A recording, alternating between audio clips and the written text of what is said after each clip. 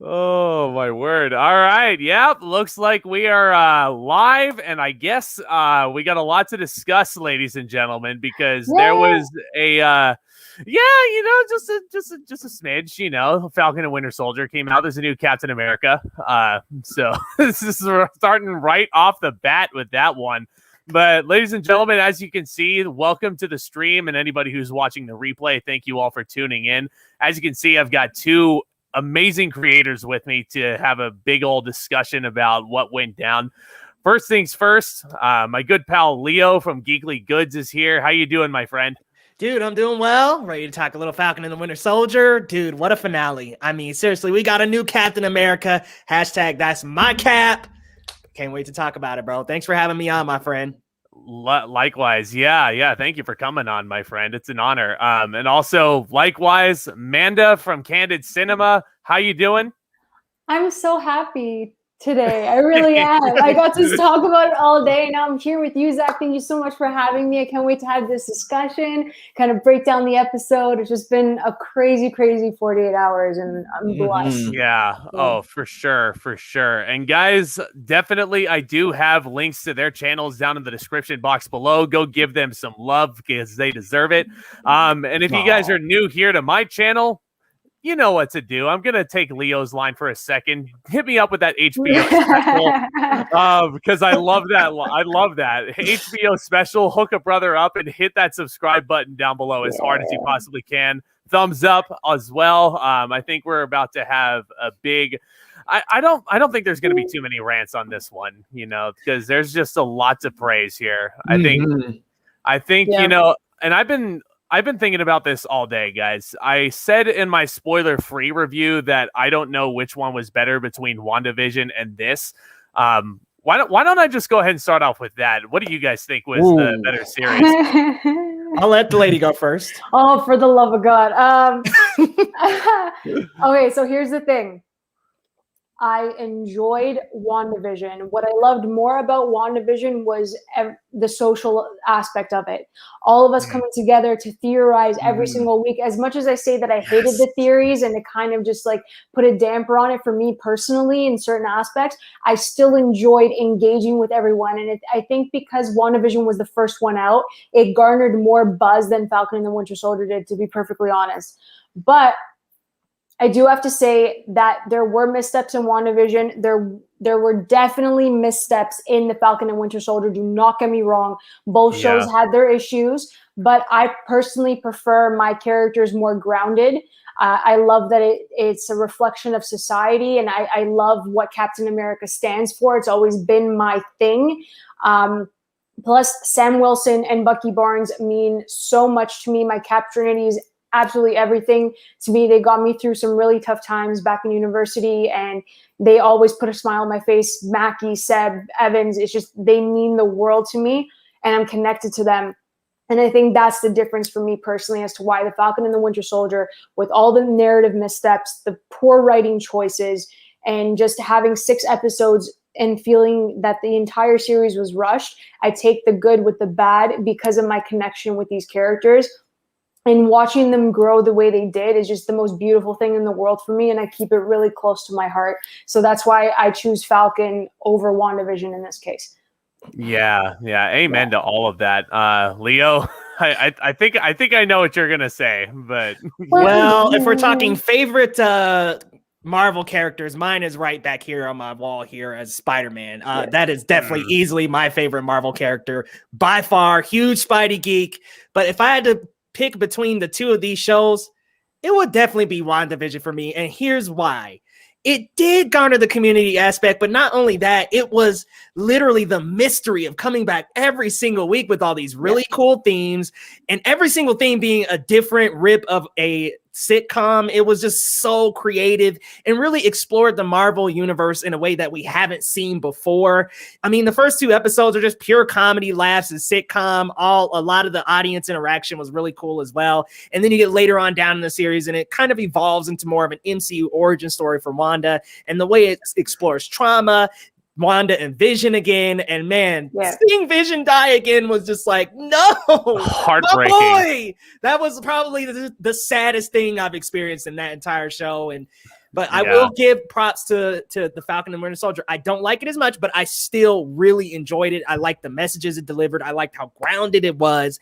And to be honest, in total honesty, it's hard to compare the two because one is a much more grounded, down-to-earth MCU take, and the other is very out of the ordinary. It takes different styles from different mediums. So I can't really compare, but if I had to, I'm going WandaVision by just a smidge. Yeah. WandaVision was ultimate. Yeah, it's honestly, it's still really tough to pick. And that's such a great point because both series are so incredibly different, Leo. WandaVision is definitely all about the wacky, weird side of Marvel. And then Falcon and Winter Soldier is certainly much more grounded in reality. But as far as like my answer to this question, I feel like I'm leaning more and more towards Falcon and Winter Soldier. I'm not going to lie, because here's the thing. America's had a rough go of it over this past year, and I feel like this was definitely a project we needed right now. And I say that in my spoiler-free review, but I mean, it's just so true. The themes that are prevalent in this are just nothing beats it. Nothing beats it. I gotta say yo to what's up to everybody in the chat here. Hey, what's guys. going on, Luke Ponto? AJ is What up, here AJ? also. What is up? What up? Indeed. I feel like a children right now. He says Falcon and Winter Soldier and WandaVision are both great series, and it's going to get even better. I agree. I agree. You know, low key is coming, you know, before you know it this summer. Amanda is very hesitant about that. Hold on. Wait, hold on. I'm going to just say something. I'm going to say something real quick. Me too. I have been so hesitant about Loki since before the Disney Investor Day. And then when they showed me the trailers, I got a little bit more excited, but I'm still kind of like, the one that I was excited for, WandaVision, is long done. So I'm kind of just... Yeah, we'll see. I know. They're here. You know, low key, you know, I'm excited for it. And Owen Wilson's in it too. You can't really, you know, beat the, oh, wow. If he doesn't say it, we were robbed, okay? We were robbed. It's a wasted opportunity if he Literally. doesn't. Like, hey, Zach, are you low-key excited for it? I'm just going to move on and say what's up to Sly in the chat right there and not acknowledge that pun. Luke thinks WandaVision was a little better than Falcon and Winter Soldier because of the finale. Freaking loves the finale. I'm still loving it. But yeah, you know, the finale, I'm seeing it's like a 59% on Rotten Tomatoes for some reason. I don't understand it. Like, I don't understand. I just got so Italian with that hand gesture. I'm so sorry, but like, oh, you're good. You're good. Yeah. But like, damn. Gotta say what's up to Andy as well in the chat. How you doing, my friend? Hey. What up, Andy? Yeah, keep an eye out because Andy will be my next guest on this stream. We're going to be looking at the DC universe and ranking all of those. That should be fun. Oh, boy. Definitely tuning in for that one. Yeah. Oh, yeah. So, okay. I'm very scared too. But let's just jump right into it because this show jumped right into it, especially around the finale. You know, 5 minutes in, there it is. Sam Wilson is the brand new Captain America. He's got a brand spanking new thread. Like, you know, it is like anybody who's familiar with Sam Wilson and his Cap storyline in the comics, it's very close to that. The stripes are there, you know, right there by the star on the chest. Oh, it looks so clean. I love it. And like, this is something I got wrong talking to Leo about this on our predictions, but I didn't think he was going to have the wings, but you know, it was a very welcome, pleasant surprise there. Really, really love it. I'm super excited to see what other action stuff they can do with the wings and the Cap shield and him throwing it around. But what do you guys think? What was your initial reaction to it? I mean, look, I love that. As soon as he came out in that suit with the confidence of being Captain America now, I mean, my man tossed his shield through the windshield, comes in the new suit. You can see it on my channel. Me and Amanda reacted to it, and we're both like screaming when it happened because it's so amazing. I mean, it was the Captain. Somebody said this on Twitter, and I just quote it all the time now because it's so well said and so well done. Steve Rogers was what America thinks they are. John Walker is what America actually is. and then Sam Wilson is what America needs. And yeah, that moment was what we needed, guys. The new Captain America busting through with this confidence. Who am I? Captain America. Doesn't even say, oh, I used to be Falcon, or like, no. This is Cap, baby. And it was just such a great suit reveal. The suit does look very reminiscent of the comic books. I mean, it's like straight out of the comics. So love that. I didn't think there'd be wings either. But hey, I'm not disappointed. As soon as homie said this is a no-fly zone, I was like, we're getting the wings, baby, and I am here for it. Yeah. That random dude on the floor said that was a no-fly zone. I was like, oh, he's gonna have wings. Yeah. It's like, yeah. Random dude on the floor. Luke says that Sam is the real new Captain America. Yep. Amen, brother. Amen. But I know Manda's got a lot of thoughts about this, and when they said no fly zone, Leo pointed it out because I was just kind of focused on where the hell is Sam. Like I literally, that reaction video the whole time was like, where the hell is Sam? Like I didn't even care what anyone else was saying. Like I was really just looking for Sam and everything that he was saying. That's the wrong way to go into an episode. I understand that, and I watched it 3 times afterwards just to understand what the hell happened in this episode. But I was just so distracted. But listen, him busting through that window and like revealing the suit the way they did was exceptional in my opinion. And I'm going to tell you why this is better than not better. I'm going to rephrase that. It was different, and the execution was different from the way they did with Scarlet Witch. Okay. Because the Scarlet Witch costume, there's no hand-to-hand combat necessary. Do you get what I'm saying? Like she's just like throwing her like magic around. There's nothing wrong with that, but it's a different presentation of the suit that she has on. It's a beautiful suit. Literally gives me Magneto vibes. It was stunning. I love that moment so much for her. It was exceptional. This one, the hand-to-hand combat, this is the only way that you could have revealed his suit and what it's capable of. Do you get what I'm saying? Like if he was just standing there and you saw the suit, I would have been like, oh, okay, but the presentation, him breaking through, the shield going through the window, then afterwards you have him like fighting Batroc and like doing all of that, and you see him with the wings and all, like just everything was so fast-paced at the beginning of this episode, and it was fantastic. And then you end that of him throwing the shield out the window, opening his wings and flying to catch the shield and then putting it in its placeholder. Like, what?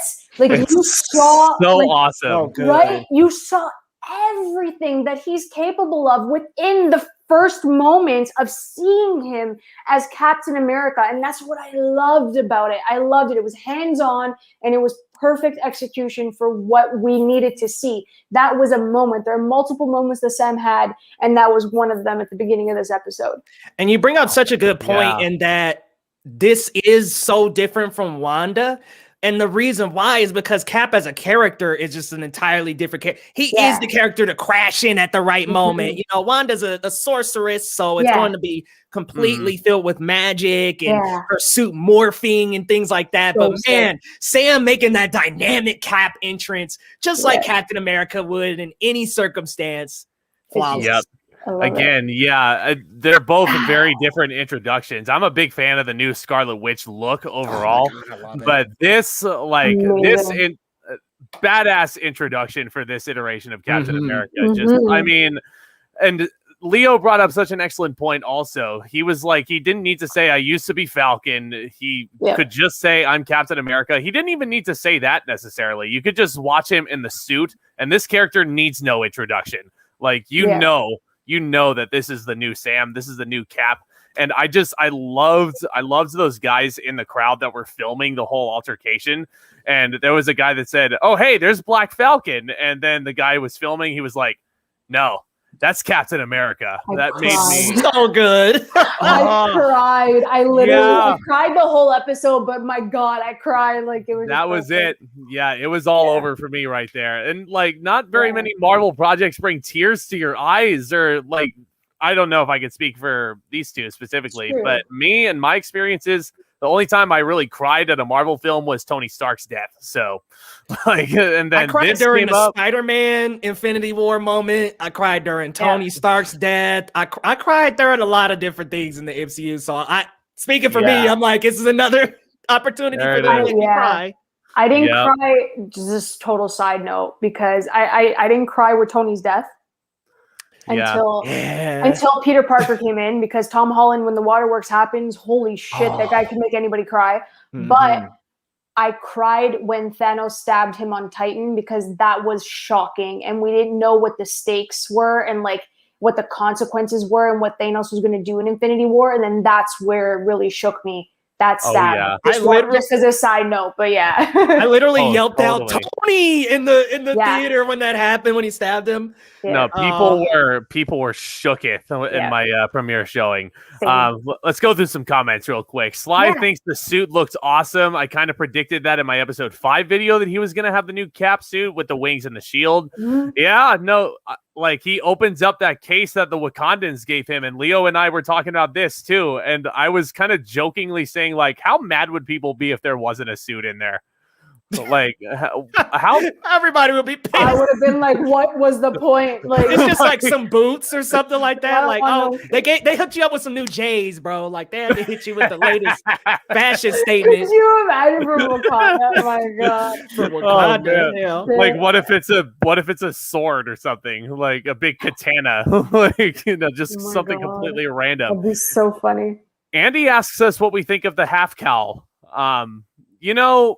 I didn't really mind it. It kind of like, I don't know. It's going to take me some getting used to. I wasn't really like, it kind of took me a second to really register. Like, that's what was on his head, was just a half cowl. Like, it only goes up to about like his temple area, but like it's cool.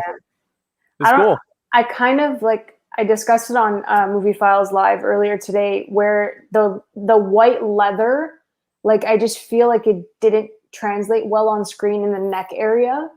Maybe if like that's the only thing, because like it was hard. You could even tell like Mackie, it was difficult for him to kind of switch over. I love the suit, don't get me wrong, but like it's just that thing. Maybe if they can like form fit it and give it like a different material, I think it would look a bit better. But I'm not opposed to like the half cowl. It looks really sick on him. Yeah, it looks dope to me. I admit I kind of wanted the suit to be a little more Wakanda like had some hard armor on it or something. But I mean, for what it was, I thought it looked great.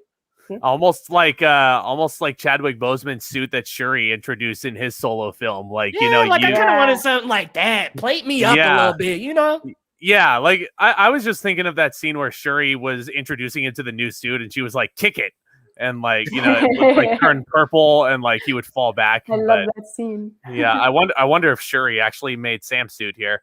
My boy Isaiah Bradley finally getting respect. The statue of himself. Why don't we just go to that, because that was going to be another bullet point. We'll get to these other two in a second, but Isaiah Bradley has been redeemed, guys. I'm going to go to Manda first on this one.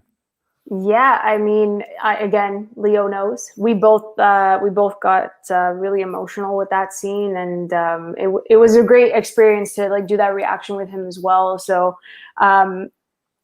it was a beautiful moment. I think there were every single scene with Isaiah Bradley has been absolute perfection in my eyes. I really love every single conversation that he has with Sam. I want to know more about Isaiah Bradley. I hope this isn't the end for him. I think there's so much potential for him in the MCU moving forward as well.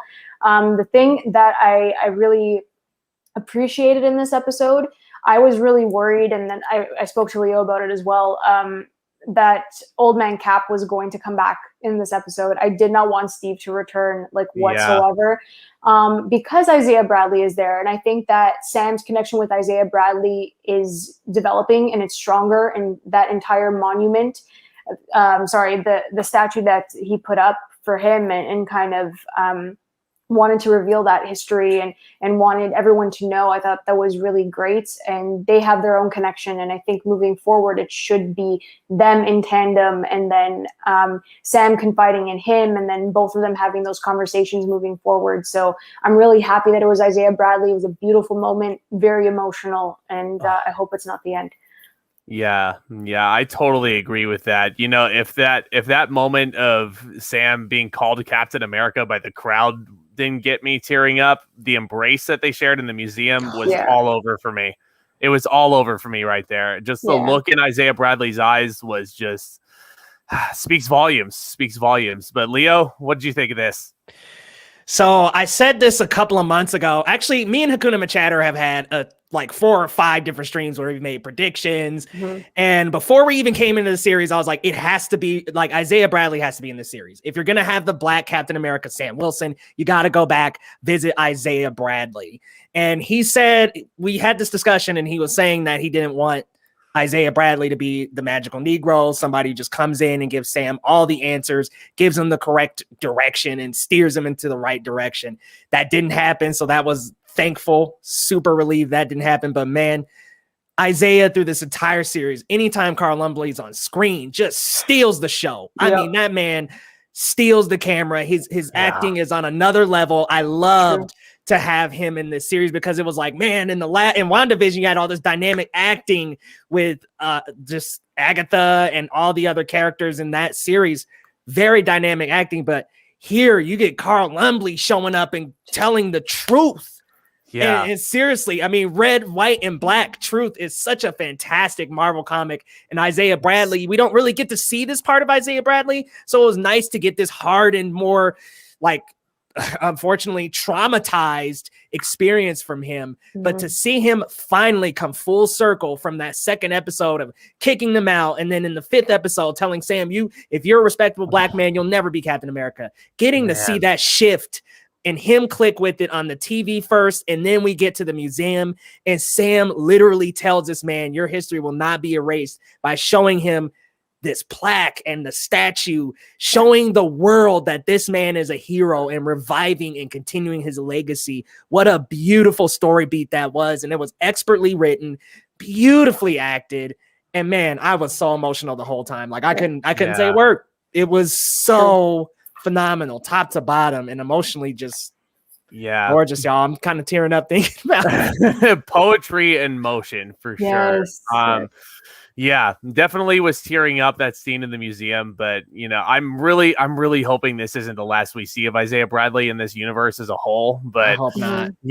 Because I'm pretty sure we're gonna see more of his son Elijah, because he's gonna turn into the Patriot eventually. Yes, sir. Captain America 4. Yep. Yeah, Captain America 4. We'll Captain be talking Patriot, about that in a baby. little bit. Yep, there it is. Oh, what's going on, Tyler? You're still on this Mephisto train, aren't you? Yeah, man. Oh, Mephisto's going to be the power Lord. broker of the next episode. They're going to pull Iron Man 3 and actually reveal the real power broker. And guess what, guys? Guess who else is going to make an appearance? Quicksilver, because Quicksilver is not actually Ralph Boner. That was just the name he was using. Do you see my face to get right away now? from people. Do you see my face right now? I've had to deal with Your this. face right now. I've had to deal with this for 9 weeks. Oh, It's probably not going to stop, so be prepared. Yep. Oh, yeah. So the fly on the curtain is totally signifying Mephisto, and he's teaming up with Agatha Harkness. That it got to that point. Like the crumb on the ground in episode 4 was freaking Mephisto, guys. I'm telling you. Come on. The crumb on the ground. I don't. Yes. I want to know. I want to know who the first person to say Mephisto out of Wanda. I just want to know who it is, so I can go talk to him. Good luck finding them, because we all were on that fucking train. I'm not gonna name names, but Luke brings up Anthony Mackie and Sebastian Stan with a perfect duo. No one else could do it better. That was gonna be my next little whatchamacallit, my little bullet point here. The payoff of Bucky Barnes.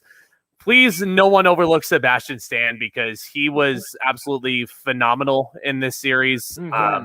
Like his banter with Anthony Mackie, I did compare it akin to the Lethal Weapon movies, like that kind of humor. Just, totally. So cute, yeah. It just felt like a buddy cop movie, just judging from the trailer to me. But a lot deeper than that.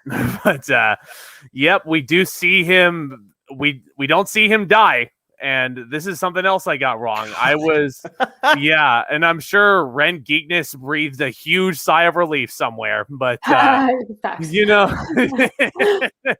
And this is actually a prediction, Leo, that I'm glad I got wrong on the stream we did, because I was so on board with that. I was like, don't be surprised if this is the end, because he's a 104-year-old man who doesn't really have much else or much gas left in the tank with this universe in terms of character. But no, I'm glad I was wrong. And the payoff to his therapy, all the names on his list have been crossed off. And, he sent that to his doctor. That was nice. I wasn't really that into the therapy stuff, though, honestly. I don't know if it was just me, but what'd you guys think? I'll go with Leo first. It wasn't, the therapy wasn't going to help him.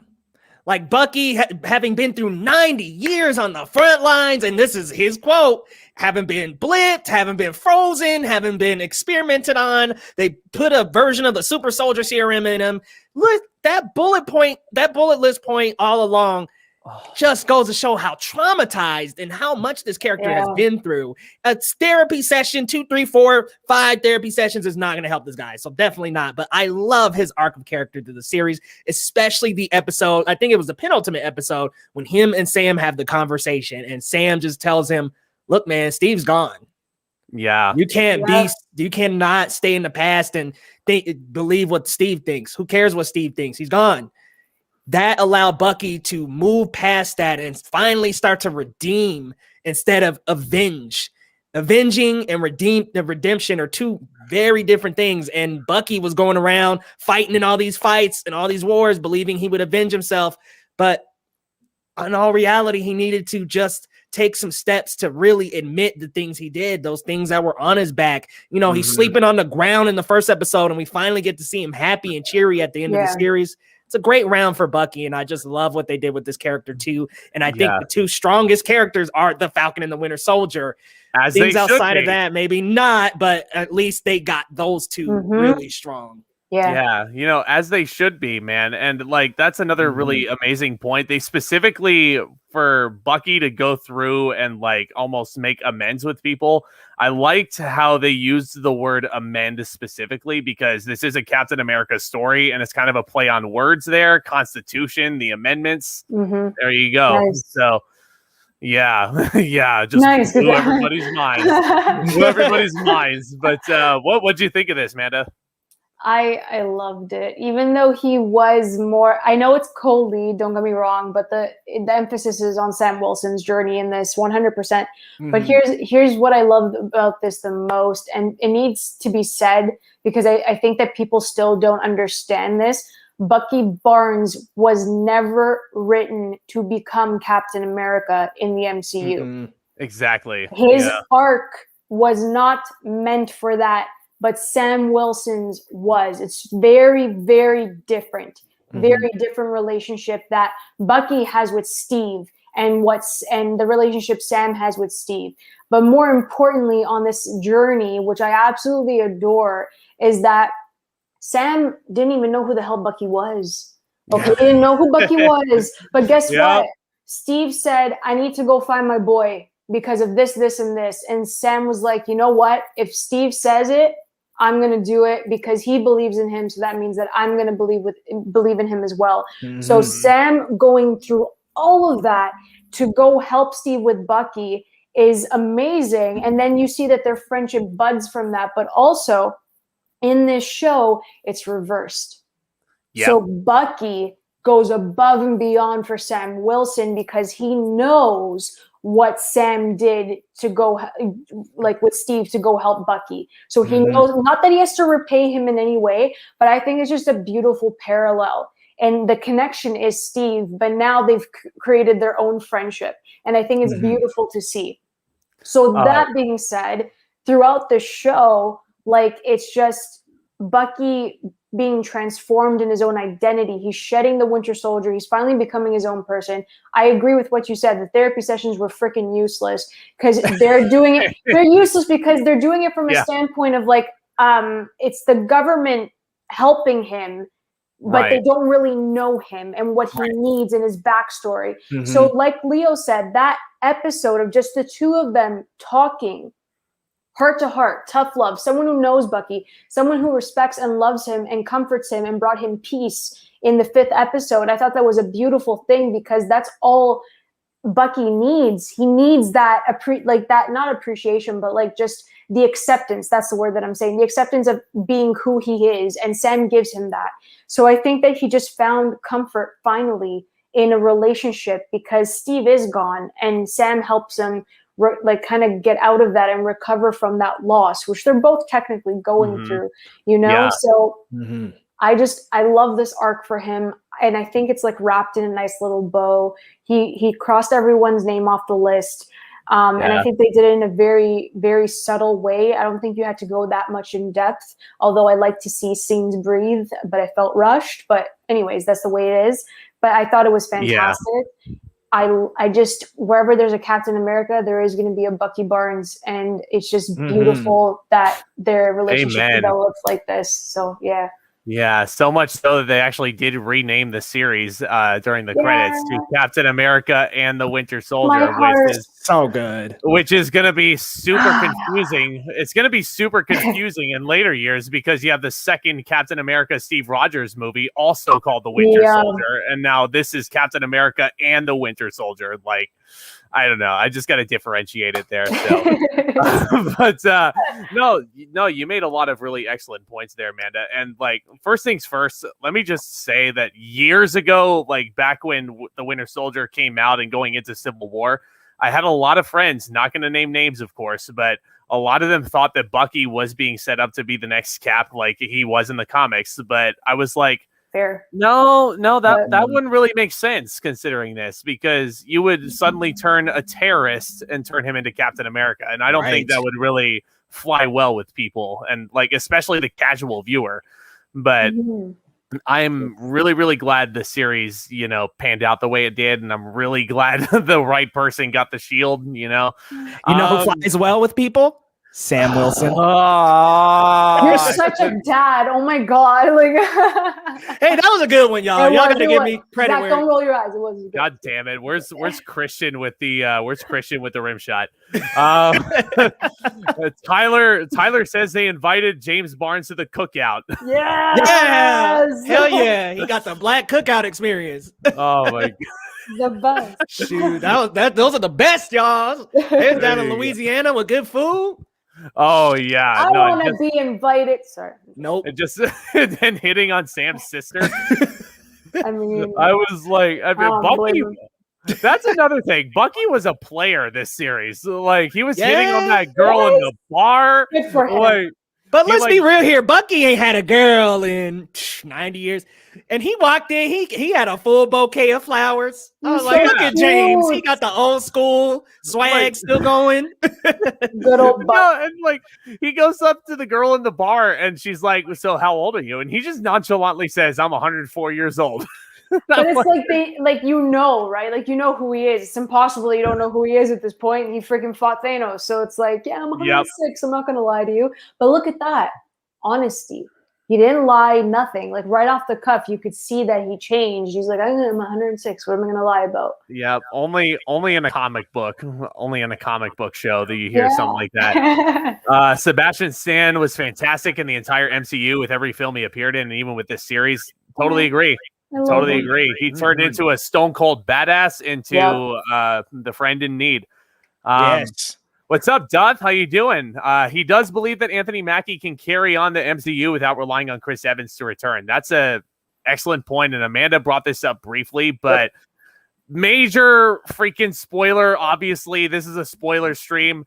There was no Steve Rogers in this series. And I told you all. I told everybody. I was like, freaking Steve, like the speech that Sam gave him in the premiere screamed eulogy to me. And like, they didn't explicitly say that Steve was dead, but come on, guys. Like, and I'm back now, y'all, but just wait. Nope, I don't want him back. I don't want him back. I don't even care. Here, let me spell it. Okay, so here's the theory. Here's the theory I got. If y'all can hate it, Manda's probably gonna hate it, but Zach, hear me out.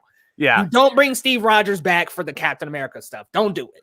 No. But once we build up the next big bad, which is Galactus, Dr. Doom, whoever, once it takes an in-game level team to get to that, then you bring back old man Steve Rogers, give him the original shield from Captain America, the one that he had. He's like, okay, one last round.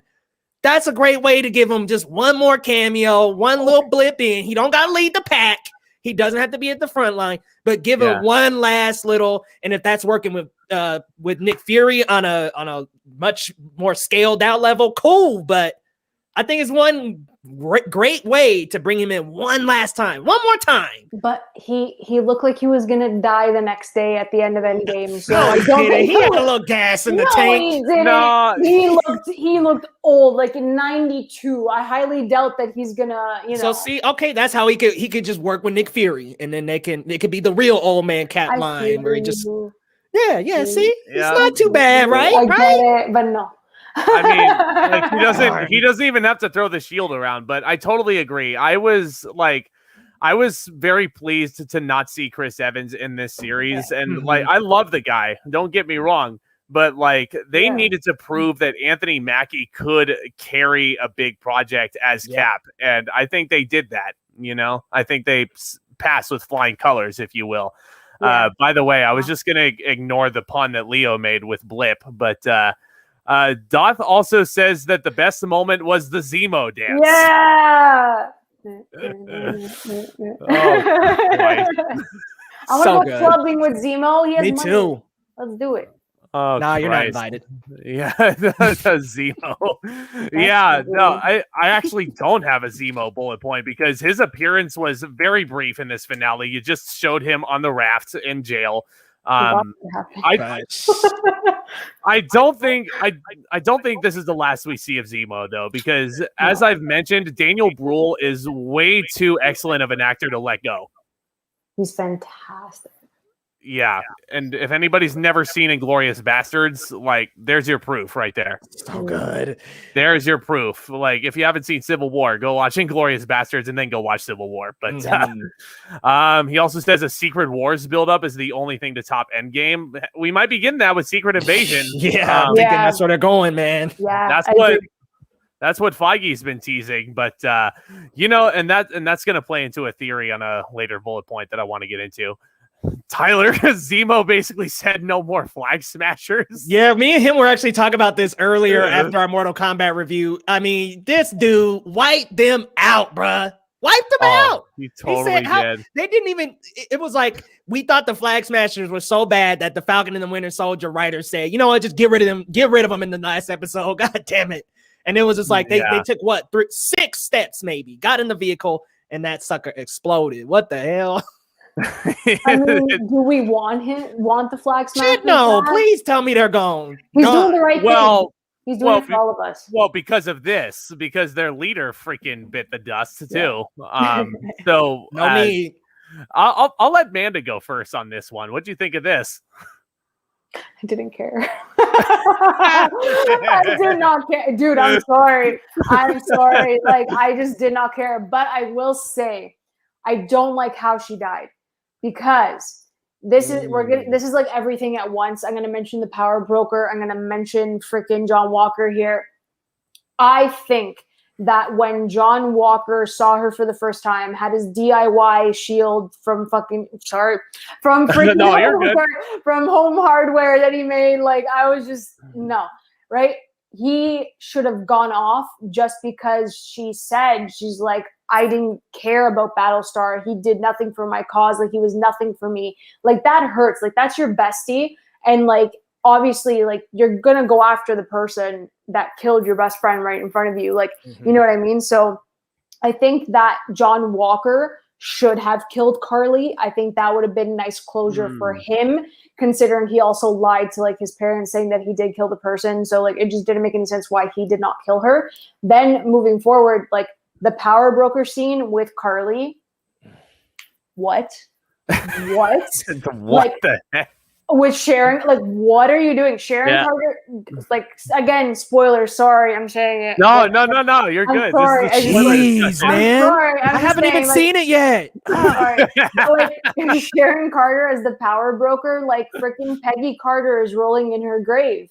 Because, like, what are you doing making her, like, a villain? What are you doing? You don't know how to use her. You don't know how to write Sharon Carter. Why do you even have her in the damn show if you're not going to do her justice from the comics? Like, I know they twist things. I know that they're like they take the source material and they kind of rework it to fit whatever they're trying to do, but not like this. Not like this. I just disagree with the power broker reveal entirely, considering who Sharon Carter is and who what she does in Captain America's world in the comics. I just disagree with it. but yeah, I can't. I know I just went on a rant, but I just think you're good. the way that they set things up, this finale for Sharon Carter and for Carly and for John Walker, it was just all over the place and out of character for some people, and it just doesn't make sense narratively. Yeah, 100%. And I will agree also on the front that once Carly bit the dust, I didn't really care because the Flag Smashers were kind of set up to be like the typical Marvel bad guys in a lot of ways. You know, they were just like, oh, we're big old terrorists with dollar store masks and finger paints all over it as our emblem. But like seriously, like anybody who says that the Flag Smashers don't look cheap, you're wrong. But like, I'm sorry, but yeah, I think John Walker should have killed her. The more I think about it, like it's yeah. But I'll let Leo go off on this. Uh-oh. Y'all, like, what? Talk about the weakest reveal of the MCU. I mean, seriously, Iron Man 3 was a better reveal. Yes, I'm talking the Mandarin switcheroo. That was a better thing than this to me. Easily. At least we were thrown off. At least there was like no real hint to that. Come on, everybody knew Sharon Carter was a power broker. Yeah, should we just get to it? I even got freaking spoiled. I'm pissed.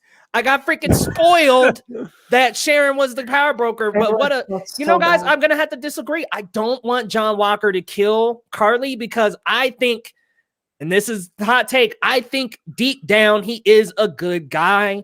And I feel like if he would have, I know he slipped and killed the other dude, but I just was like, no, he cannot slip into a further abyss and kill Carly. I just think it was better for his character in that moment when he decided, I'm going to be what I thought I was. I'm going to try to be Captain America here and actually try to save and help people. He wanted to be a hero at the end of the day. I think that was how he felt. He wanted to actually be a hero. And in that moment when it was either go after Carly or help the people, he decided finally, I'm going to take the heroic route because he did it in the last episode. He bursted in and ruined things between Sam and Carly in the episode before that. Mm-hmm. It's like he made all these villainous choices up till then. It was that moment that really solidified him as that anti-hero gray area because my man was going down a hole. And so I'm glad that he decided not to kill Carly. But I do still think that the way Carly was killed was weak. Mm-hmm. Yeah. The whole Sharon Carter sequence was incredibly weak. Like, what are we doing? She's Agent 13. Peggy's rolling in her grave right now. Like, what the hell? Yeah, so it's true. That was so weak. But Carly dying had no effect on me. None. Yeah. None, because power brokers are just cheap. Literally, I do have to say something though in regards to the John Walker like redeeming himself. That would have worked. That scene, all of that would have worked if he didn't become U.S. agent right after. Do you get what I'm saying? Like I felt kind of disjointed. Like the placement, if we had another 2 episodes, like you know what I mean? Like I felt it was rushed for him to get like that little redemption arc. And then it's like, damn, U.S. agent. And then like, that's the only peeve that I have with it. It's just that it felt rushed. And then also like with the U.S. agent thing, like he was happy-go-lucky. He's like, I got a new suit. I got a new job. I'm like, I'm going to be employed. Because he ain't Cap no more. He don't got his YouTube main shield.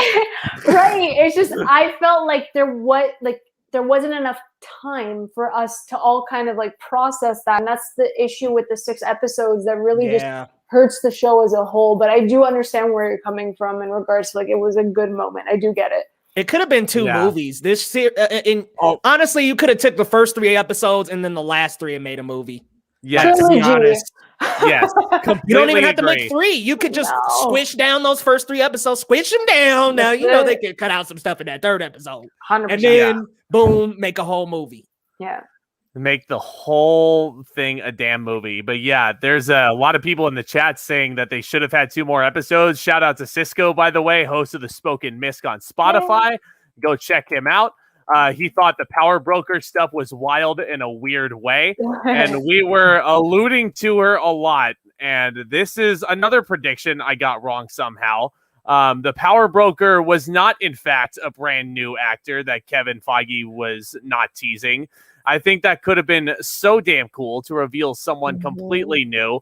Like Leo, not Mephisto, no. Leo and I were talking about Al Pacino, like, you know, because there's rumors that Al Pacino might be heading into the MCU pretty soon. So, as Mephisto. Yes, see, get on board, y'all. Get on board. God damn it. Damn it. I remember when that article dropped. I remember the day, like literally the night before the finale of WandaVision. That is what I went to bed with.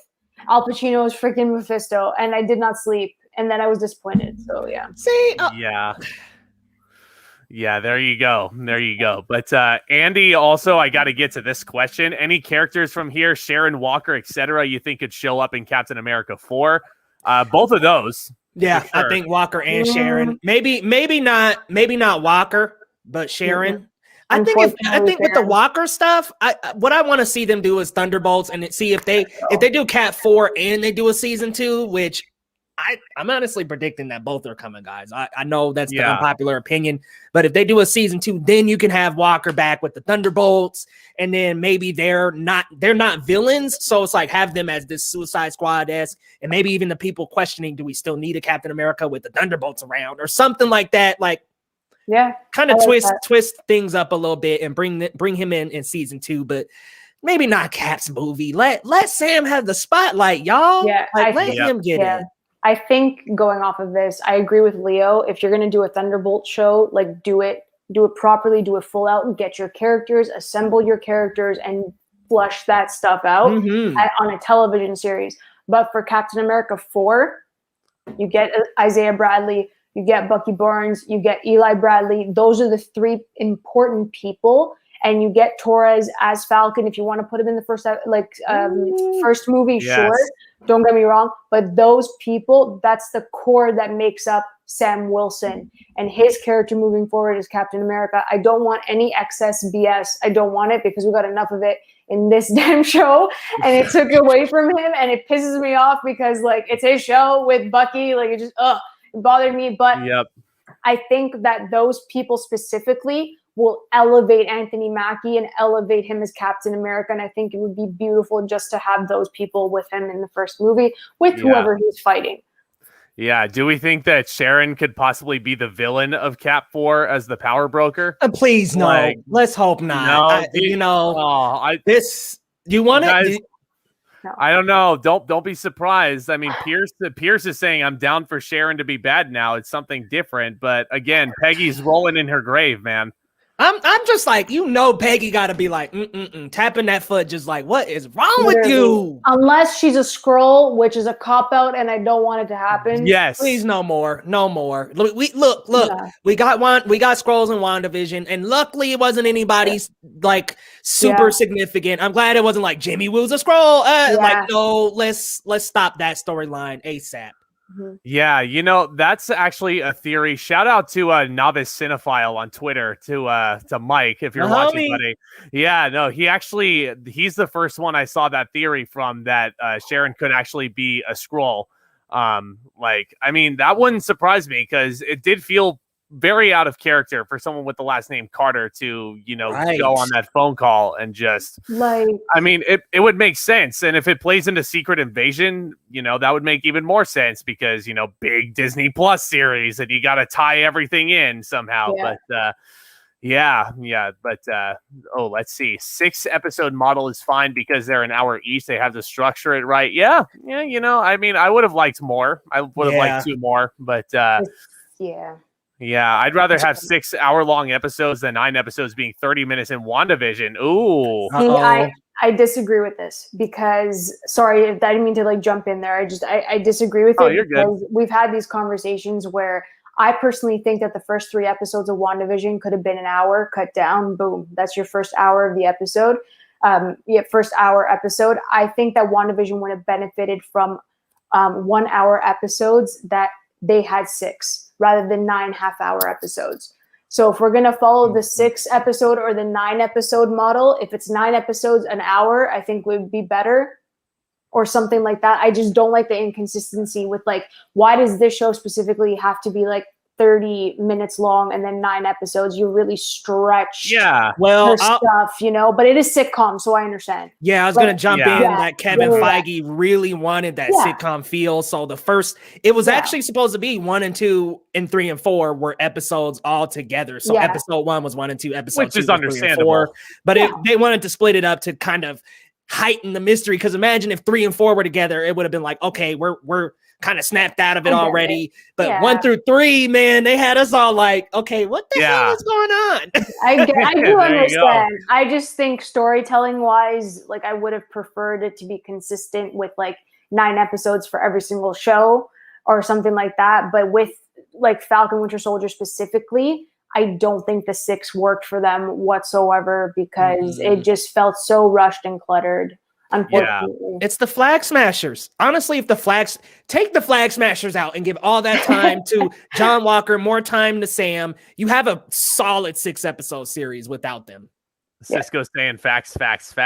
And by the way, kind of going off topics here because I was really curious about this. I was looking up how many episodes of Loki there were going to be, and there's going to be 6, just like this series. And that's probably going to mean like 40 to 50-minute episodes a piece. So I hope so. Yeah, because Tom Hiddleston deserves it. Damn it. Tyler says should have been Mephisto. I don't know what that was too, but by the way, shout out to the chat for all the Iron Man 3 hate. I'm loving to see that. But let's see. Iron Man 3 ain't that bad. Iron Man 3's top 10. Sorry. Iron Man 3 is the best Iron Man to you? Hold on. No. It can't be over that first Iron Man, right? How you not like Iron Man 3? I didn't say I didn't like Iron Man 3. Not you. Oh, okay. Like it's okay. So it was just a mess, man. Like, and I'm still so upset about the Mandarin twist. Like, and then it just turns out to be. It turns out to be a freaking man in a suit for the millionth time in an Iron Man movie. So, it's fair. You know, we totally had this discussion too. Like, when are they gonna stop with that trope? That's fair. Yeah, I swear, if Ironheart has a villain that's a man in a suit or a woman in a suit, like, oh man, like I quit. I quit. Hey, Sharon Carter had a suit on. Zack.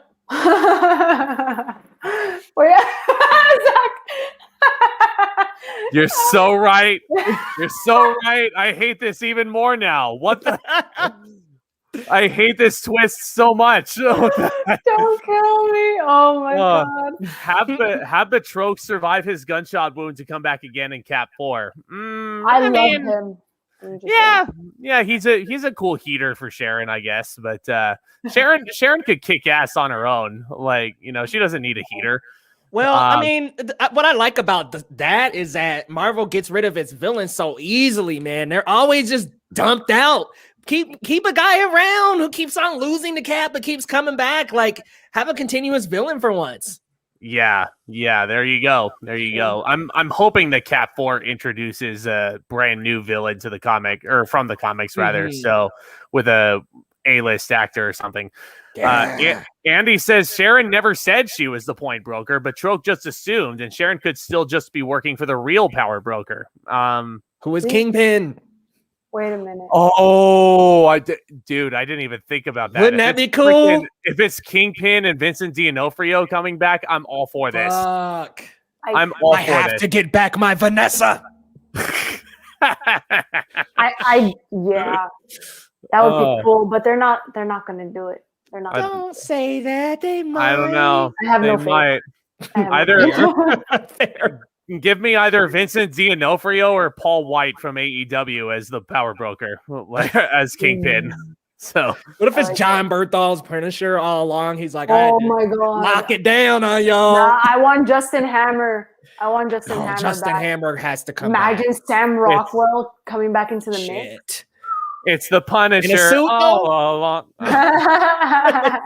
in a new suit, yes, a new $1 million suit. In a suit. But yeah, so yeah, that was the big plot twist in the post credits, guys. Sharon Carter's the power broker. That's probably not going to be the last we see of her. But speaking of, we were talking a lot about him already. John Goddamn Walker was revealed to be the U.S. agent with his brand spanking new black and red suit. And it looks like he's gonna be in the Thunderbolts coming up with Julia Louis-Dreyfus, who is revealed. That was a great reveal. Like, the more and more I watched that, like, the first time I saw it, I was like, who is this in the heels? And then it pans up and I hear her talk, and I'm like, oh my God, that's Julia Louis-Dreyfus. And she's playing Madam Hydra.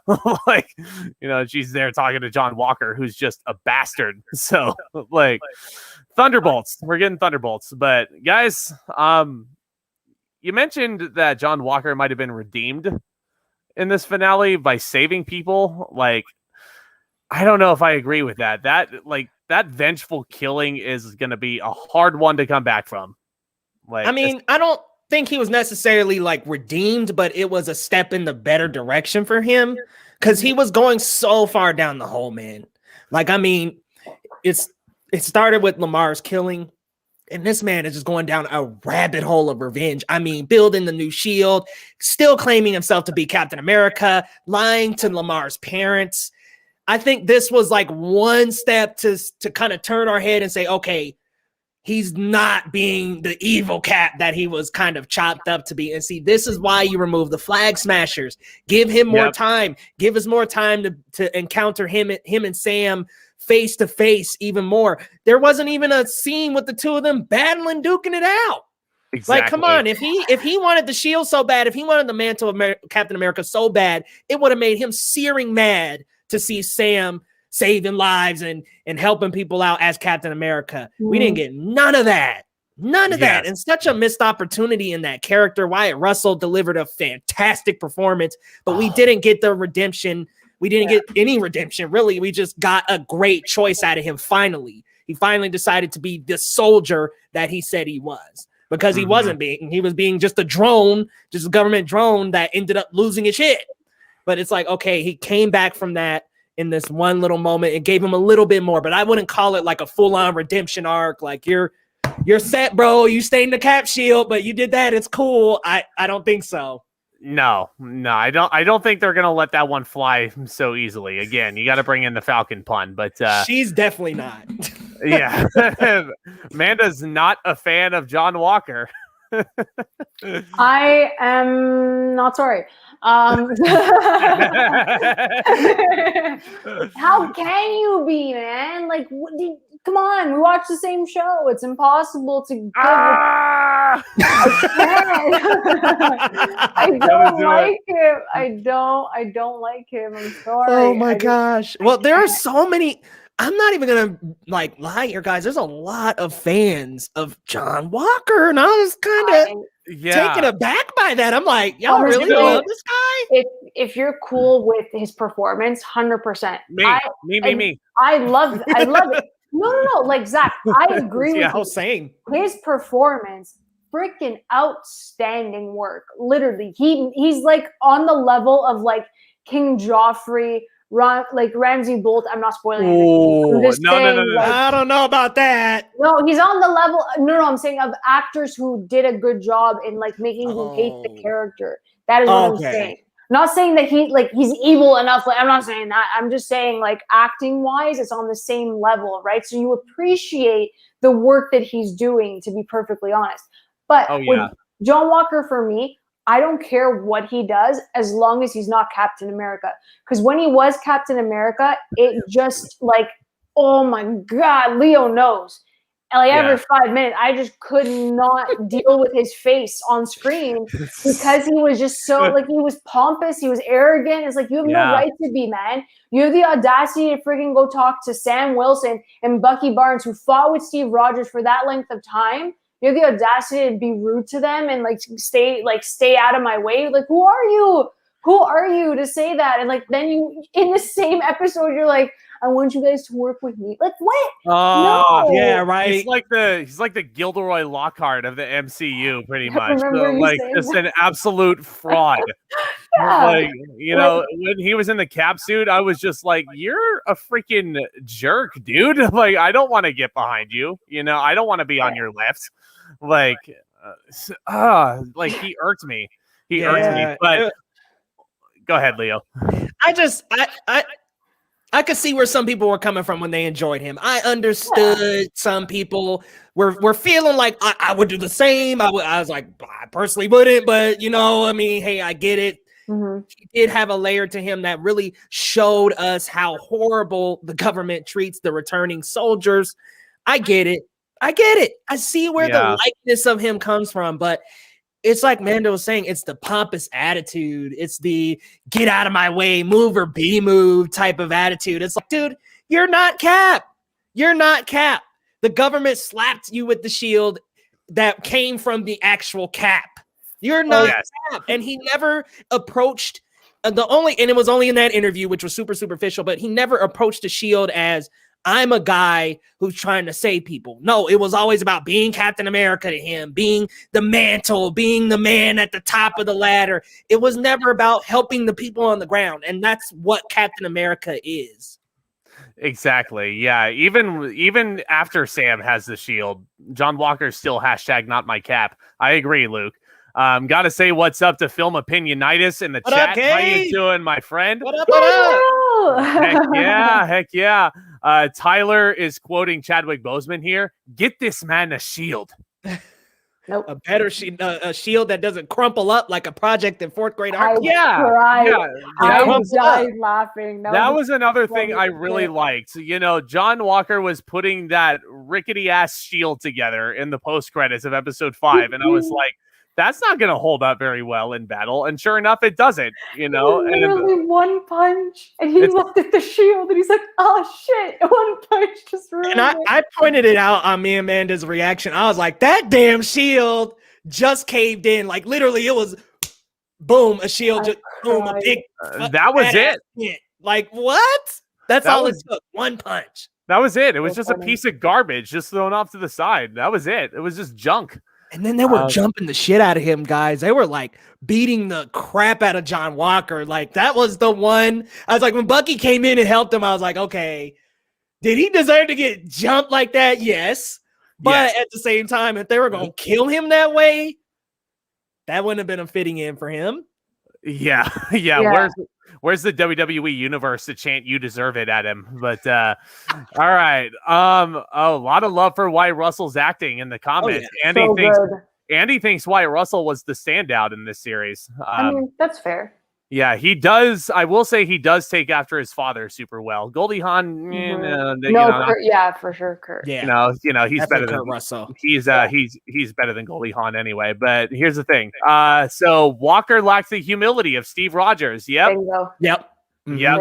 There it is. Rogers wasn't going around chanting to people, "Do you know who I am? I'm the Juggernaut, bitch." No, he was not actually saying that he was Captain America. Wait, I don't think Steve ever says that he's even Captain America. What are you talking about? Steve wasn't the Juggernaut. He didn't tear Deadpool in half. Do you know who I am?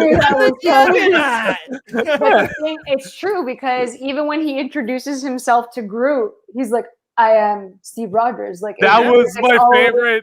That was my favorite. So good. It was so adorable. Like, that's totally Steve. Like it was just so cute.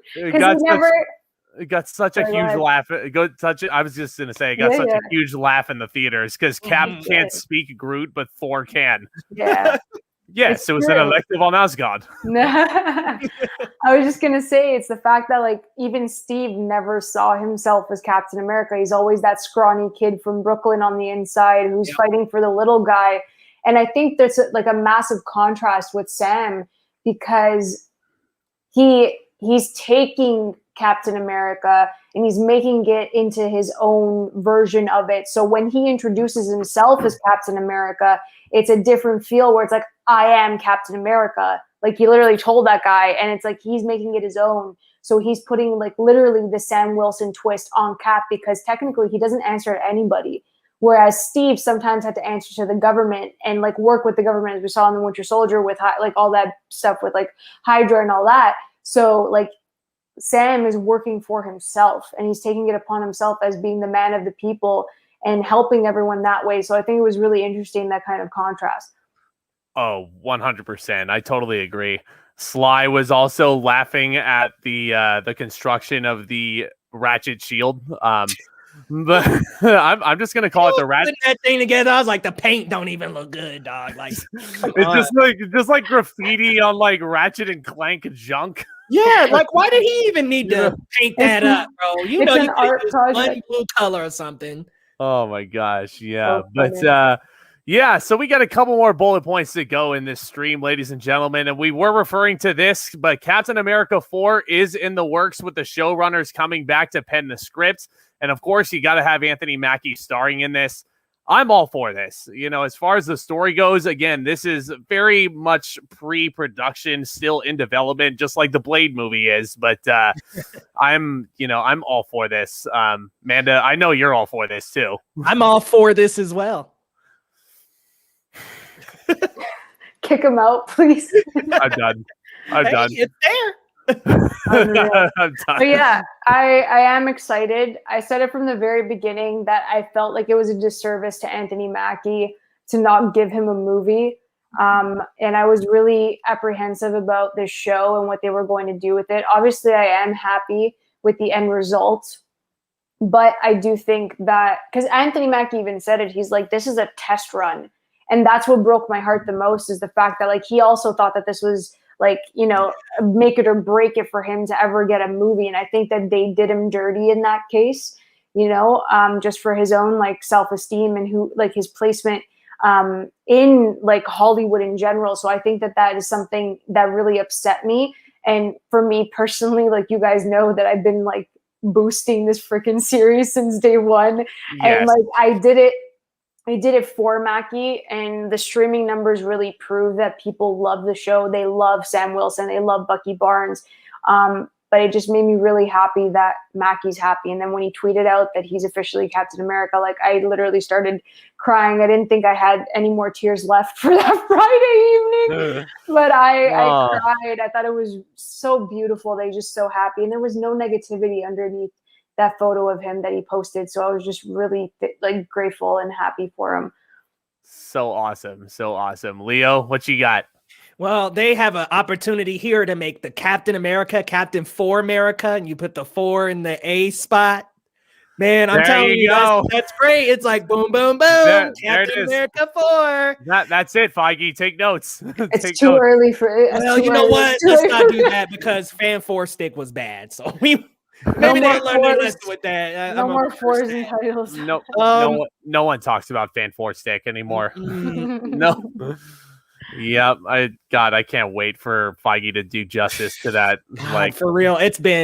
It was like the first series wasn't too bad, the first 2 movies, and then you got that to follow up. Ugh. But back on track, Captain America 4 is going to be amazing. I mean, amazing. It is kind of sad that this was like a test run. You know what I mean? Like, you want these actors to go into this knowing that there's going to be a future for these characters and that there's going to be more. But just to see the fan interaction and even some of the negative stuff too, there was still a lot of conversation about the Falcon and Winter Soldier finale. I was a little worried at the first week because Zack Snyder's Justice League dropped at the same time, and it was a little unfortunate because it kind of took away from the premiere, I think.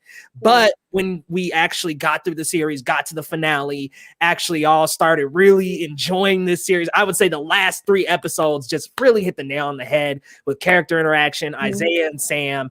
Those are things that need to be built on. Sam was the Captain America that we needed. Look, y'all, I almost said Falcon. Oh my God, this is gonna be a little tough. But he was the Captain America. Yeah, I know. He was the Captain America that we needed, and we need to see more of that. We need to see Mackie got his moment, y'all. That monologue was his fucking moment, and he nailed it. Oh, I forgot about that.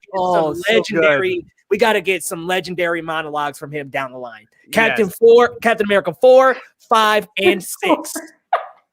Yes. Captain 4. Sorry.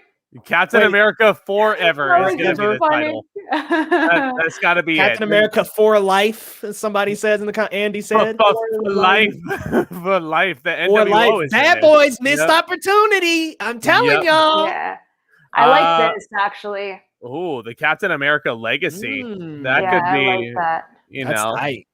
Yeah, or the next Captain America, like the next Karate Kid. Right. Let's not do that. I like the legacy bit because that ties into Sam Wilson's legacy, and that's what they've been showing in the entire series. So I thought that'd be cool. for sure. I like this title. You know, as much as I like the 4 puns, it's probably going to come out like relatively close to the Fantastic Four movie, which is, you know, another big 4 on their poster. So yeah, we'll see what happens with that. It's still very early in development. Andy also asks, would you want Henry Jackman to come back and score Captain America? Yes, absolutely. The only person who's allowed to score Captain America is Henry Jackman. Like, my God. Well, I mean, I feel like whoever they get, like, man, I'm not sure. I need to look. I need to like. He didn't do Alan the first Silvestri one. score. Yeah, he didn't do the first Avenger. Silvestri was great, but I think that it was Jackman, Silvestri. Yep. Yeah. So I think Jackman brought a fresh flavor, especially with the Winter Soldier theme. I thought it was excellent. And I know it's so weird that like whenever I listen to that soundtrack and the Winter Soldier theme comes on, like you know it's the Winter Soldier theme. So like I get chills every time I hear it now, thanks to Henry Jackman. So yeah. Again, Winter Soldier, just with the music, he just needs no introduction. He just needs that. So awesome. So awesome. But what about the red goggles I'm seeing in the chat here from Gabriel, Film Opinionitis? What about the red goggles? He has the tech in his goggles. What would you like him to do? He needs that. He needs it. It's connected to like them goggles, man. And what do you expect? And they don't look bad. Like the goggles don't look bad. I've seen some people pointing out on Twitter. I don't think they look bad.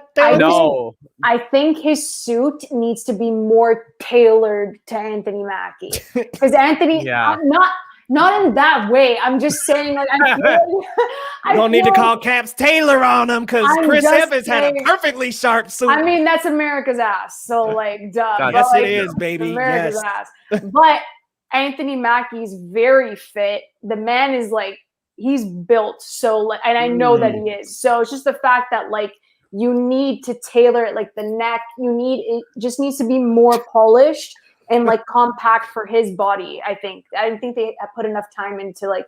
This is me nitpicking. I absolutely adore the suit, but like I'm just saying. I see what you're saying though. Like the more I think about it, now that you're saying this, like it definitely does feel a bit bulky to me. Just looking at it, you know, like it's almost like Christian Bale in the Batsuit in a lot of ways. You know how bulky he was, but like. Oh my God. I hated that Batsuit so much. Hold on. We're going to talk about Bale, but we ain't going to talk about Batfleck in the original Justice League. That thing was strapped. That movie is dead. It is dead, but I'm just bringing up another Batsuit that looked horrid. Justice League doesn't exist, guys. No, but, the BVS suit for Batfleck was stunning. And that's the only thing I'm going for. Like, that's it. Yeah, but the Dark Knight suit. Armor a little chunky, but the actual bat suit was dope. Yeah, the BVS suit was super bitchin' for sure. Loved it. Oh, if hot takes, but if the movie is just as basic as the show, Jesus. There you go. Here's tastefully. What was your favorite episode of this series? Oh God, this is tough. I'm gonna let Leo go first on this one. Episode 5, the conversation with Isaiah Bradley was amazing as hell. That was something that I wanted out of this series. I wanted Black Captain America to be addressed. I thought that was a perfect conversation for Sam to actually realize this is why I need to take the mantle. I thought it led into 6 incredibly well, and I thought it was the best written episode. Because guess what, guys? We barely got any fucking flag smashers. Excuse my French, but we barely got them. So that was nice. But yeah, I really did like the finale. Just in the grand scheme of things, I think episode 5 was my favorite. These fucking flag smashers. Sick of them, guys. I'm sick of them. Glad we're done. No, we're done. They're all dead. So. No more. Yep. They're all dead. So we think. Episode 5 for you too, Amanda. 100%. Literally, I cried a lot. I think episode 5 had emotional moments and interactions that were necessary to move it forward. And I think I cried. I don't know, Leo, did I cry more with episode 5 than I did with episode 6? I do not even remember. It's just one big wave, but I did like 5 a little bit better than 6 just because the finale kind of screwed up some characters for me. But Yeah, I love 5. Yeah, I wasn't expecting it to be episode 5 across the board as our favorite because that was mine also. That was my pick. So it's also the longest episode in the series. It's 61 minutes. I think this one might have been longer, right? 65, I think, was the finale. 6 was 50 or 48 or 52. 52. Why did I think it was an hour? Oh, I thought it was an hour on 1. It's only 56. Yeah, yeah. I watched it like late at night because I was trying to time it out so I could wake up, with enough time for work in the morning. I was like, okay, how long is this finale? And thank goodness, I was like, okay, I didn't stay up too late, but yeah, for sure. Work was rough the next day, but worth it. Worth it. What's up, Marcus? How you doing? What up, Marcus? Yeah, no, we've just been discussing Falcon and Winter Soldier spoilers, and we got one more bullet point with some other predictions for the future of the Marvel Cinematic Universe. So excited to discuss that. Cisco also thinks Aunt Mackie's suit needs some work, like a lot of work. I get it. I see it, but he looks so good. Take him to the tailor, Manda. Heck, he needs to get that thing so awesome. Suited and booted. Glue that thing to him. He's hanging threads and all that. Tighten that up. I mean, Mackie wanted the red and white one, the skin tight. He wanted that one. You know, the white one where it's the arms are cut off and the V. That's what Mackie wanted. But we don't have nice things. So this is why we can't have nice things. But Mackie wanted it. Yeah, a lot of love for episode 5 in the comments too. Yes, 5 hands down. It's really funny because episode 5 was also my favorite WandaVision episode, if you can believe that. That's the one where Evan Peters was revealed as Quicksilver. So nice. I think they're going to be going through a pattern. I swear, if episode 5 is my favorite low-key episode, I'm calling conspiracy here. So another pattern. That episode 5 of Falcon and the Winter Soldier was mine, and then episode 8 of WandaVision. So I'm penultimate pattern as well, maybe. Yeah, there you go, for sure. Episode 8 was your favorite. That was the background episode with that episode, dude. So good. My God. Exploring the different traumatic events that she went through was a chef's kiss. Oh my goodness. We didn't get Magneto as her father though. But, I know, but that episode was a 9.5 out of 10 for me. God damn it, Andy. 5 is not Mephisto. Mephisto, baby. No. He's coming. I'm going to Google it. No, I'm Googling it. I'm scared. I don't want that. I'm legit curious. Who do you guys think would they actually get to play Mephisto if they actually do get this? Gary Oldman or Al Pacino were my guesses. Al Pacino. Yeah. I would pick Gary Oldman, but he needs to play Nightmare in a Doctor Strange movie more than he needs to play Mephisto. That voice would be fucking amazing, my man. Yeah. Oh, Brad Pitt. Brad Pitt? Wow. Has he been in a Marvel movie? He's been in a Marvel movie. Yeah, Deadpool that doesn't count. Doesn't count. I know it's not the MCU, but doesn't count. He's been in a Marvel movie. Yeah, X-Force. Yeah, they gave him a second of screen time when he got zapped by the cables. When I saw that, I was like, "Are you kidding right now?" That was that was so funny. It was so morbid, but the stuff with the X-Force was my favorite stuff in Deadpool too. I loved freaking what's his guts, Peter, going into audition, and he's like, "Oh, I just saw the flyer and I thought it was fun." I couldn't. You're in. Fun fact: Shatterstar is Cole Young, the main character of the new Mortal Kombat movie. Oh yeah. I need to rewatch Deadpool 2 then. Because I'm watching Mortal Kombat pretty soon. So Willem Dafoe is Mephisto. Sly says, "No, bring him back. Bring back Green Goblin. No, bring him back as Norman Osborn. No need for the suit. Even just Norman." Yeah. No, you know what they need to do is they need to bring back Willem Dafoe as Norman Osborn from that Earth, but then they also need to have Matthew McConaughey as the MCU's Norman Osborn from a different Earth. So you get two. Yes, and then Timothy Chalamet is Harry Osborn. Yes, thank you. I've seen those theories, Zach, so I'm with you. Yes. Please, no. He has one expression, folks. Oh, follow the cold shiver running down your spine. Oh man, so good. That leads us into our last little tidbit. We got other predictions about. Do you guys have any other predictions about the MCU? Later on this year, because we got 4 freaking movies to get through.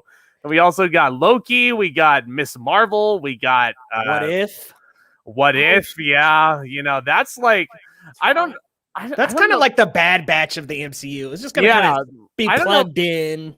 Yeah, I don't know if I should like count What If, because that's kind of an anthology series, like, just kind of like, kind of looking at like, oh, what if this happened? What if Black Panther was the Sorcerer Supreme? Or like that apparently that is Chadwick Boseman's like very, very, very last performance, because he did record some voice stuff for that before his untimely death. So yeah, not to get too down on ourselves, but we also got Hawkeye later this year. Did I say Ms. Marvel? Mm-hmm. What are those this year? I thought Hawkeye was next year for some reson. Yeah, Hawkeye is supposed. Really? Yeah, Hawkeye's supposed to be. Yeah, Hawkeye's supposed to be like late this year. God, we're getting spoiled with these shows. Like, good Lord. I was so mad at them when I got the freaking subscription, and I'm like, I had the idea that we were gonna get at least 2 shows, something new, when we got the subscription for Disney Plus, and now it's like I can't catch my breath, guys. There are like so many things back to back. I'm happy, but like, where was this when we started the streaming service? You know what I mean? So yep, they're just unloading everything. Yeah, She-Hulk is 2022, so that one will probably start off a whole new with Moon Knight and all that. That'll excited. Watch. Oh my god, guys, were you seeing those like training videos of Oscar Isaac? Oh my god, so good. This action for Moon Knight is gonna be freaking on another level. Like, so awesome. I have a prediction, folks. Here we go. Evan Peters is actually Quicksilver. Here we go. I think the person that was undercover that Jimmy was looking for was Ralph Boner. Think about it. As soon as she says Ralph Boner, he laughs, he chuckles, he's like, yeah, that's my name. Come on, he's definitely Quicksilver. He's Peter Maximoff. I think they're gonna blend the X-Men in. They're gonna slowly bring them in, especially when you have Doctor Strange 2 coming up. You're gonna open up multiverses that way. That's how they're gonna usher in the X-Men. Whether it's the same actors or not, fine. But see. He thinks he's going to show up in Multiverse of Madness. That could be the introduction to mutants, because, Scarlet Witch is going to be prevalent there. Amanda doesn't think so. No, totally. That is the intro. The first mutant that will come into the MCU is going to be Deadpool. That's the only person that I can really see. It is, because honestly, and I'm going to say this, and I know people are like, but why would you do that in WandaVision? It would have been a perfect thing to do some small thing with the mutants in WandaVision, and it was a missed opportunity, in my honest opinion. I think it was a missed opportunity. Something, even if it is like a nod to Magneto, like just something, and that's what bothered me about it. But personally, if they're going to do Doctor Strange, I really don't think they're going to have any mutants in Doctor Strange. I don't think so. I think the first person that we're going to see is Deadpool, and if Deadpool comes in Multiverse of Madness, some like dumb joke is going to do something, that's fine. Because Spidey's also in isn't he in Doctor Strange? Yep.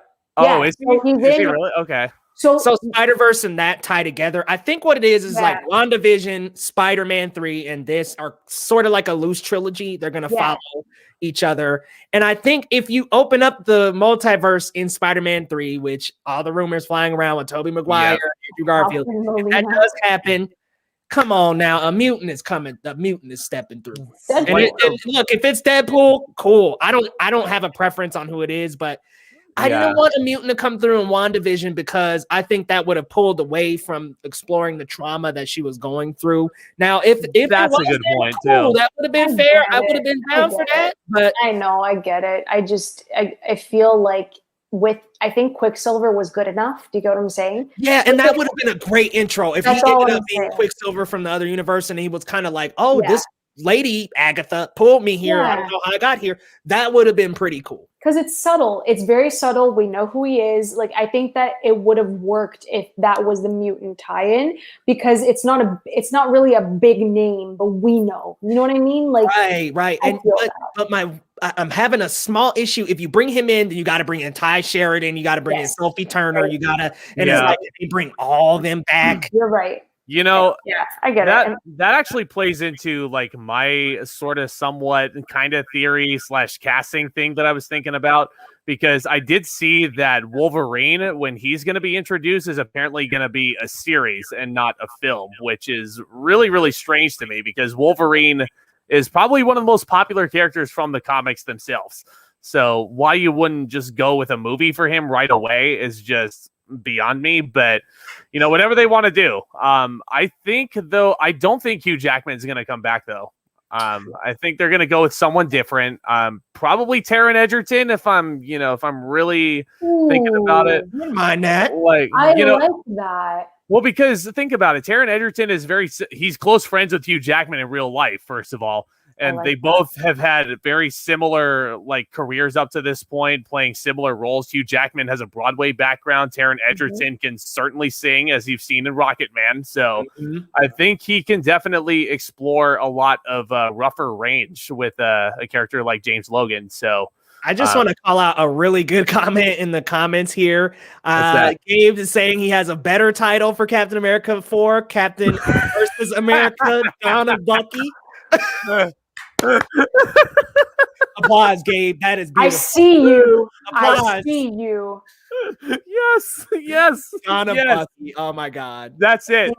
Forget the legacy title that you brought us earlier. But thank you, Luke. Taron Egerton would be perfect for Wolverine. Yeah, I'm all about like fantasy casting, but I'm all about the Fantastic Four. Tom Hardy wasn't already used up. I would have been like, boom, Tom Hardy.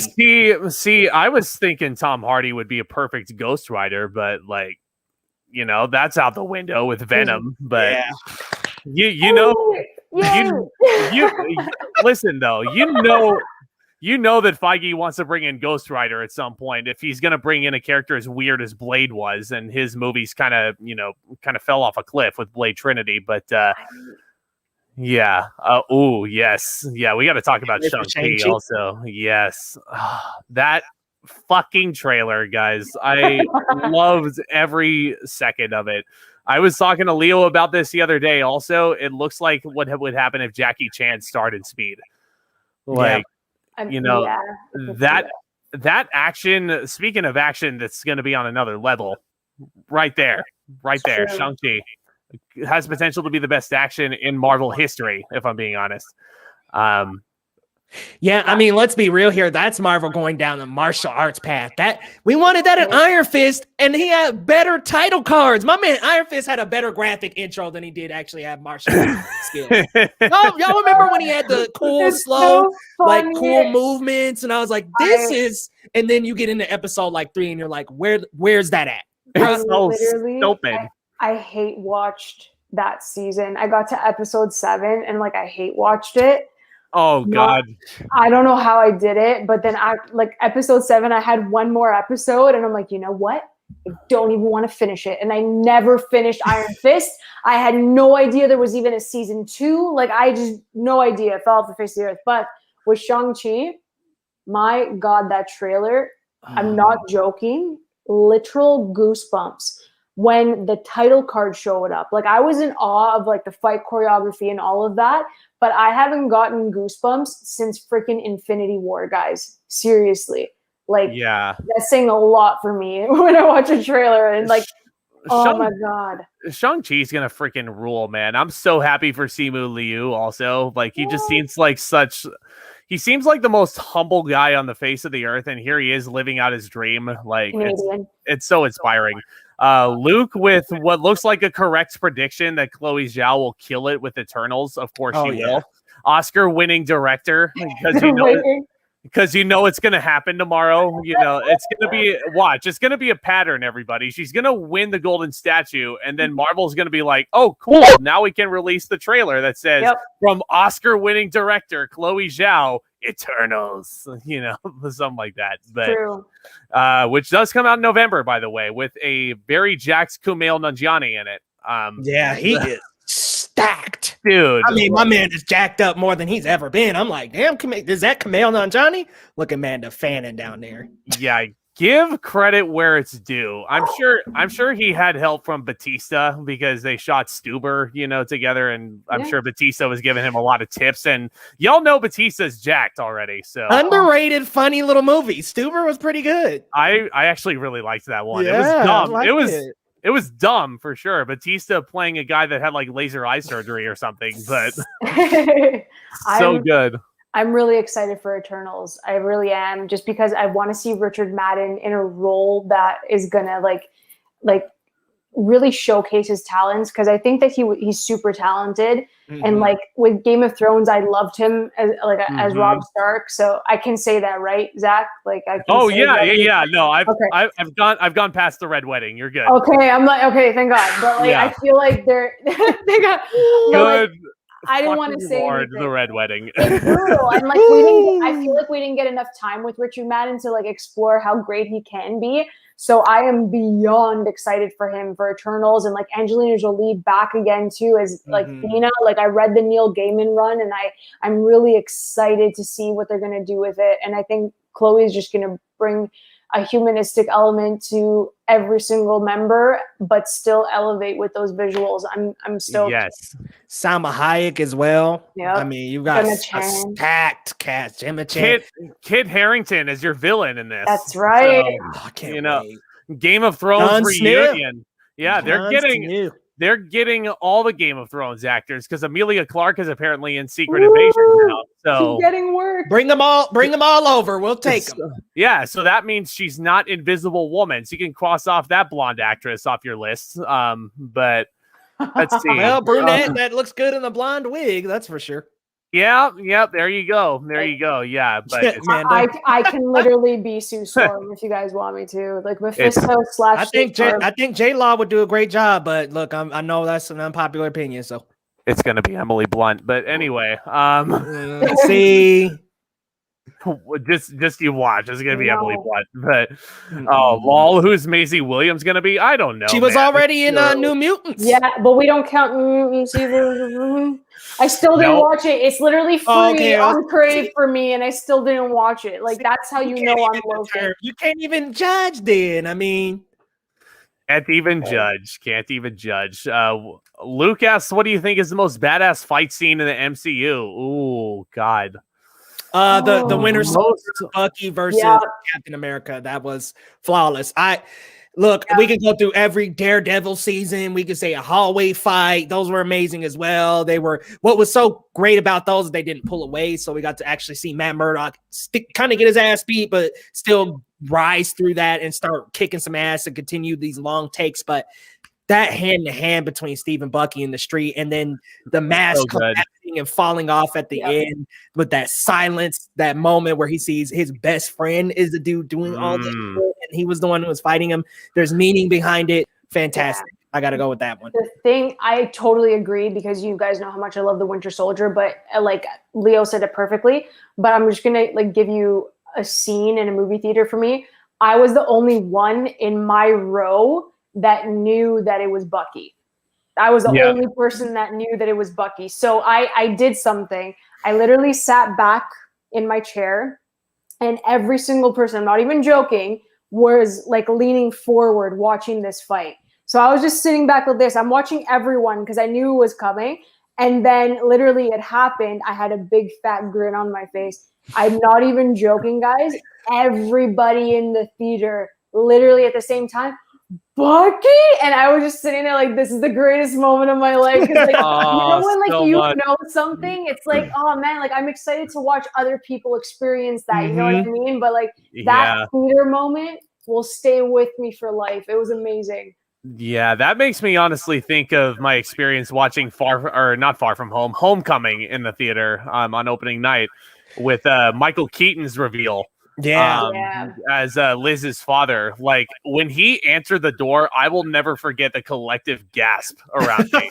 And like if people were going, "Oh no, it's a vulture! Oh no!"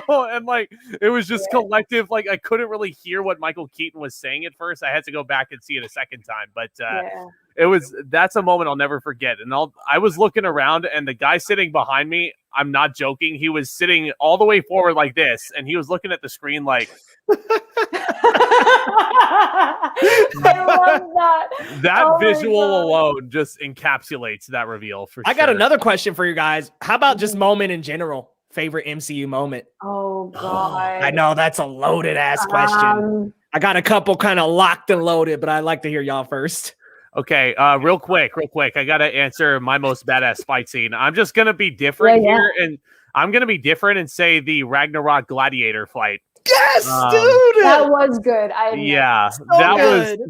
That was some of the most fun I had watching a fight scene in a theater. Just so entertaining, so colorful also, which is not something normal for the MCU around that point. And just the one-liners. It was like American Gladiators or like WWE, like amplified to the nth degree, And Leo's just like, oh yeah, Thor Ragnarok supremacy, baby. There you go. All day long. I can like the fight scenes, but not like the humor in the script. Okay, Yep, my God, I know. I know you like the first Thor. That's okay. I love the first Thor. I like the second Thor too. Ragnarok. The Ragnarok's the best one. Ragnarok's the best one. Easily. Let's please not put the second one over that. Please, Manda. I'm saying it's top 5 MCU. Ragnarok, I know. Oh, top 10 for me, but I agree. Guys, I respect that. Don't get me wrong. I respect it entirely. The humor for me, I just did not like it. That's it. The humor was the thing that really just brought it down for me and killed the moments where I was supposed to be like in awe of what was happening on screen. That's just me. I thought it was too much. Like, I'm sorry. Every time I say it, like I said it on Movie Files. Every single time, I even said it on Movie Files Live earlier today, and everyone was like, and I was like, I'm sorry, man, but like, I'm sorry. But going back to like Leo's question, I absolutely adore the scene in Endgame where Steve gives the shield to Sam. I think that's one of my favorite moments, top 10 moments, because I got emotional. Like I knew it was coming, but just the way it was executed, I thought it was absolutely perfect. And then Bucky giving him the nod as well. I think that's one that stays with me.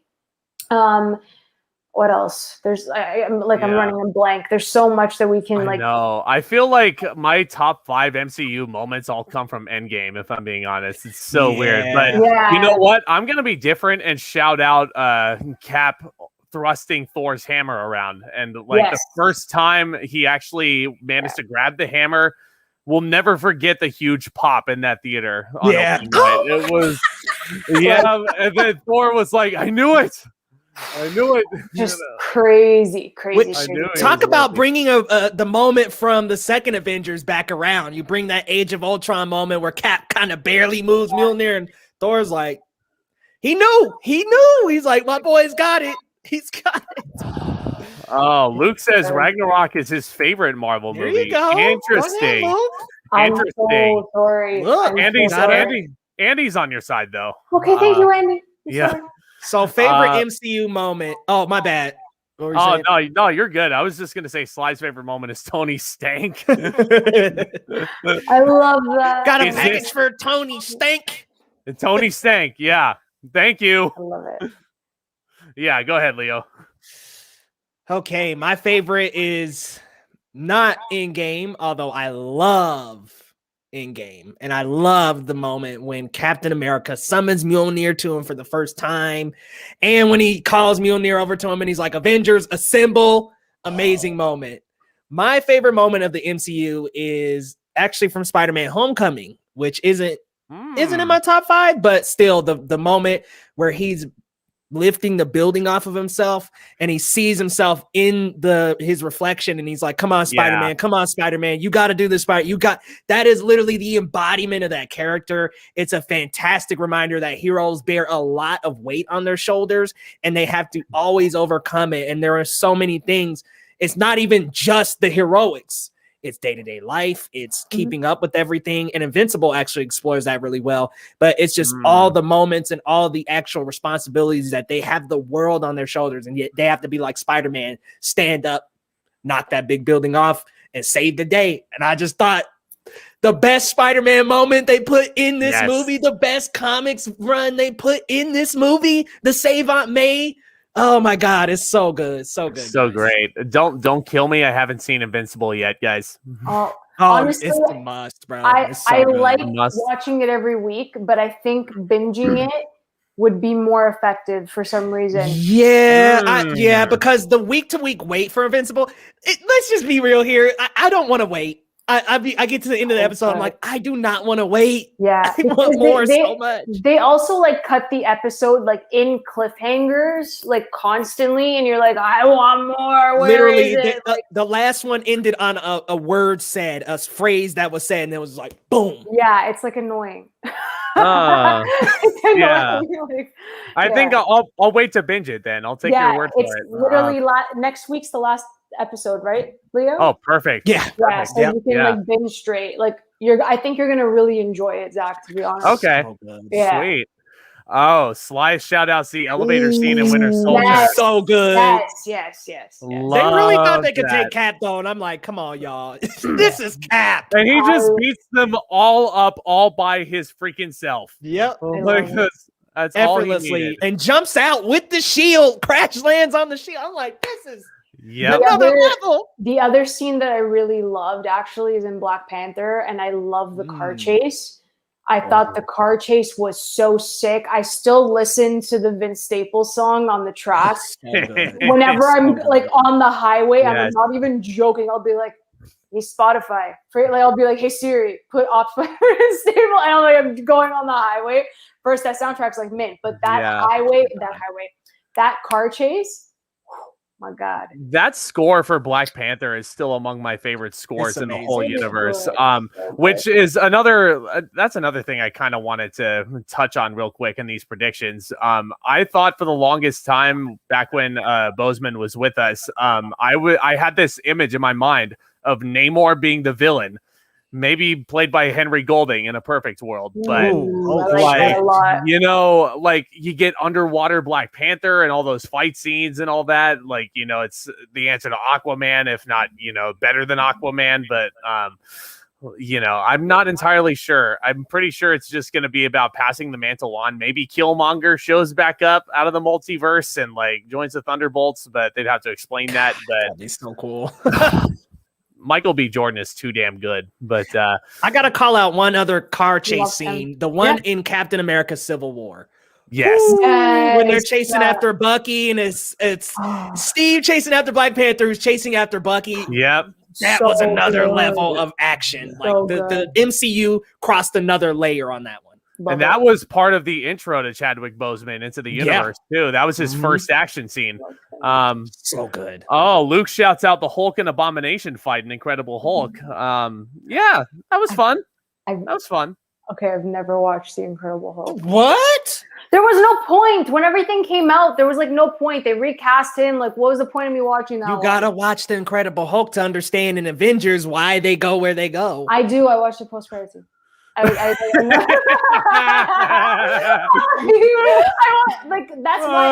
everyone.